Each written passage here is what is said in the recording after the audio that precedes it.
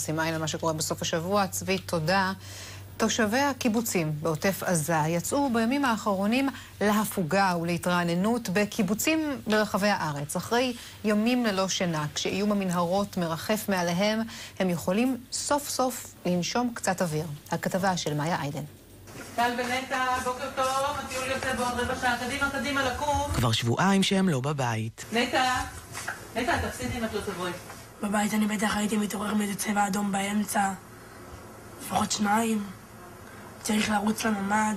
בוקר טוב, מה נשמע? הבית נמצא הרחק בקיבוץ נירים שבעוטף עזה, ועכשיו רוב החברים מתארחים בקיבוץ משמר העמק כדי לנשום קצת. המגבות אנחנו כבר מומחיות מאתמול.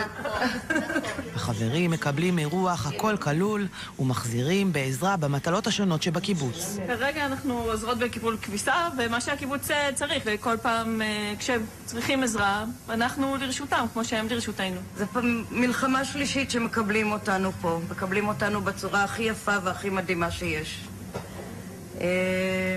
נותנים לנו בתים, נותנים לנו כל מה שאנחנו צריכים. רוב הקיבוצים בעוטף עזה פינו את תושביהם לקיבוצים צפוניים יותר. סכנת המנהרות נעשתה מוחשית ומסוכנת, הלילות נעשו בלתי אפשריים, ועכשיו אפשר קצת לישון. מצד אחד מאוד כיף לי כאן, ומצד שני אני רוצה שתהיה מלחמה. אז אני לא ממש יודע, כאילו, אני מקווה שהמלחמה תיגמר בקרוב.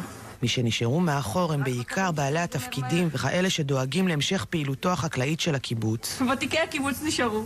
הם מרגישים מחויבות כלפי הבית ואומרים ששום דבר אחר, ואת כל מה שהם עברו, שום דבר כבר לא ישפיע ויזיז אותם מהבית שלהם. תגיד, אמרו לי שהיה לילה קשה, היה הרבה רעש? היה לילה מאוד רועש. בנירים היה צבע אדום רק פעם אחת ב-11 בלילה, אבל יורים לנו מעל הראש ללא הפסקה בכל האמצעים. ולמרות המרחק, כל הזמן מתעדכנים. יש משברים, יש לכולנו, גם לנו פה וגם להם שם יש משברים, יש זמנים שיותר קשה, אבל אנחנו חזקים, אנחנו נחזיק מעמד.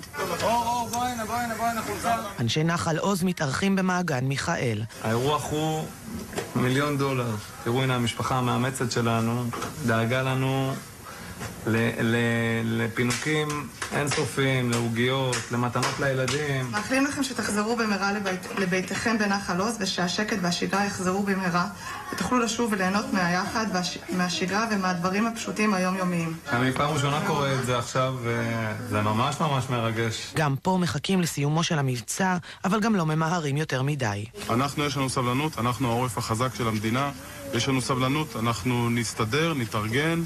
יש לנו הרבה עזרה, כמו שאתם רואים, מהתנועה הקיבוצית ומכולם. אתם יודעים מה יש בקיבוץ נחל עוז? מה יש? יש שם צבע אדום. וזה מפחיד צבע אדום? כן. ראינו את גבה. אני חושב שזה בעיקר מאוד מרגש ומאוד מרשים, ויש לנו רק לשמוח שזה יכולת שאנחנו יכולים לעזור בה לקיבוצים ולעם ישראל בכלל.